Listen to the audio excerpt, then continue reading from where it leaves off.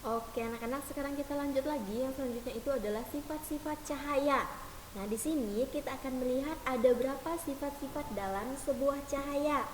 Nah, yang pertama itu adalah cahaya dapat menembus benda bening. Nah, di sini maksudnya benda-benda di sekitar kita akan ada benda yang tembus cahaya dan ada juga benda yang tidak tembus cahaya, ya. Nah, di sini contoh benda yang dapat tembus cahaya itu seperti misalnya ada kaca, kemudian ada plastik bening, ada air jernih, dan ada botol bening. Nah, itu adalah beberapa benda yang dapat menembus benda bening. Ya, itu contoh benda-bendanya. Nanti kalian akan melihat, ya. Ibu guru akan menampilkan contoh benda-benda yang dapat menembus cahaya, ya, benda-benda bening. Kemudian yang kedua adalah cahaya itu dapat dipantulkan. Nah, jadi selain cahaya dapat menembus benda bening, di sini cahaya juga bisa dipantulkan. Ya, contohnya saja kalian bisa melakukan atau kalian bisa melihat, ya. Kalian praktekkan pada malam hari misalnya, ya. Kalian ambil senter, ya, kemudian kalian bisa ambil satu gelas, ya. Kalian senter. Ya, kalian hidupkan senternya seperti pada gambar di halaman 8. Nah, itu ada gambar A dan gambar B. Nah, itu ada di gambar A ada senter yang dinyalakan kemudian dia pantulkan ke satu gelas. Nah, di situ cahayanya itu dapat menembus. Nah, ini tadi termasuk ke dalam cahaya yang dapat menembus benda bening. Kalau cahaya yang dapat dipantulkan itu, ya, saat kita bercermin kita akan melihat gaya bayangan tubuh kita sendiri. Nah, kalau anak-anak tidak percaya, kalian bisa praktik di rumah, ya, melalui cermin kalian. Misalnya di dalam kamar kalian ada cermin besar. Nah, kalian lihat, kalian bercermin, berdiri di depan cermin tersebut, ya. Kalian akan melihat bayangan tubuh kalian sendiri, ya. Nah, itu bisa kalian lakukan misalnya ketika malam hari. Nah, itu akan terlihat, ya. Atau misalnya agak redup-redup gitu kan cuacanya, atau malam jika mati lampu ada kalian gunakan misalnya senter. Nah, di situ kalian bisa melihat bayangan kalian dari kaca tersebut. Kemudian di sini, nah, anak-anak bisa perhatikan di halaman 9 itu adalah gambar seorang anak, ya. Nah, di gambar yang pertama dia melihat bayangan dirinya di mana? Di air. Nah, di sini ada jenis pantulan yang teratur dan tidak teratur atau pantulan yang membaur. Nah, perhatikan di gambar A itu ada sinar datang, kemudian ada sinar pantul. Nah, di sini terlihat jelas bahwa bayangan anak tersebut di dalam air itu terlihat jelas, tidak ada gelombang-gelombangnya. Nah, sedangkan pada gambar yang B kalian bisa lihat, ya, itu dia melihat gambar atau bayangannya sendiri itu ada gelombang-gelombangnya, tidak teratur, ya, atau pemantulan yang baur. Nah, itu adalah perbedaan, ya, antara pemantulan yang teratur dan pemantulan yang baur. Nah, berdasarkan sifat cahayanya itu dapat dipantulkan. Nah, di sini Snellius membuat hukum pemantulan cahaya yang diuraikan sebagai berikut.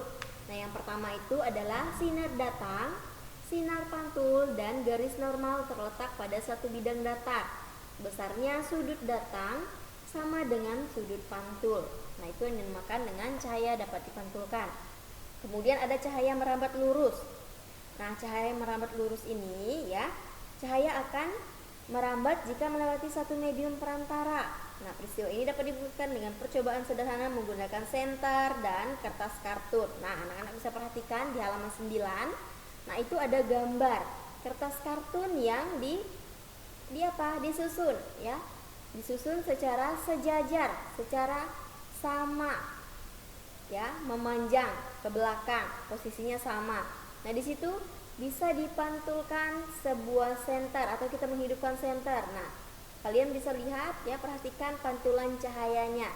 Cahayanya akan merambat lurus, ya, sesuai dengan posisi dari apa? Dari kertas kartun ini tadi. Cahaya yang merambat lurus juga dapat kita lihat dari berkas cahaya matahari yang masuk ke rumah kita. Misalnya, melalui ventilasi akan tampak berupa garis-garis lurus. Nah, sifat cahaya merambat lurus dapat dimanfaatkan untuk pembuatan lampu mobil, misalnya lampu motor, lampu senter, kamera, dan lain sebagainya. Nah, kemudian yang selanjutnya cahaya dapat dibiaskan. Nah, di sini cahaya dapat dibiaskan maksudnya ya, bagaimana jika cahaya melewati dua medium yang berbeda kerapatannya. Nah, jika cahaya melewati dua medium yang berbeda kerapatannya, misalnya kaca dan air. Nah, cahaya akan dibelokkan arah perambatannya. Membelokkan arah cahaya ketika melewati dua medium yang berbeda kerapatannya ini disebut pembiasan cahaya atau cahaya dapat dibiaskan. Nah, di sini dalam pembiasan cahaya terjadi beberapa peristiwa. Yang pertama, dasar air yang jernih kelihatan lebih dangkal dari yang sebelumnya atau dari yang sebenarnya. Selanjutnya, pensil atau benda lurus lainnya yang diletakkan pada gelas berair akan terlihat patah atau bengkok. Dan yang selanjutnya, uang logam di dalam air jernih kelihatan lebih dekat ke permukaan. Nah, di sini ya sama seperti pemantulan cahaya, dalam pembiasan pun berlaku hukum ya. Nah, di sini ada hukum pembiasan cahayanya, anak-anak. Di sini ada dua. Yang pertama, bila cahaya datang merambat dari zat yang kurang rapat ke zat yang lebih rapat, cahaya akan dibiaskan mendekati garis normal. Nah, kalian bisa perhatikan pada gambar A, di situ ada cahaya yang datang. Kemudian di garis normal itu adalah garis yang putus-putus. Nah, garis lurus ya yang melintang di situ adalah udara renggang. Kemudian ada bidang batas. Kemudian cahaya biasnya. Nah, itu yang terdapat pada hukum bagian A. Kemudian hukum bagian B, bila cahaya merambat dari zat yang lebih rapat ke zat yang lebih kurang rapat, cahaya akan dibiaskan menjauh dari garis normal. Ya. Nah, perhatikan pada gambar yang B. Kalian bisa perhatikan di situ perbedaannya. Ya, perbedaan dari cahaya yang datang, cahaya bias, ya. Nah, itu ada perbedaannya dari garis normal yang garisnya putus-putus tadi. Nah, ini adalah contoh benda-benda yang dapat menembus apa? Menembus apa tadi? Ada yang masih ingat menembus apa? Menembus benda bening. Nah, ini contohnya ada kaca ya. Kemudian ada plastik bening dan ada botol bening. Ya, kalian bisa praktek nanti di rumah kalau kalian penasaran. Kemudian kalian juga bisa browsing di internet tentang benda-benda yang dapat menembus benda bening. Ya.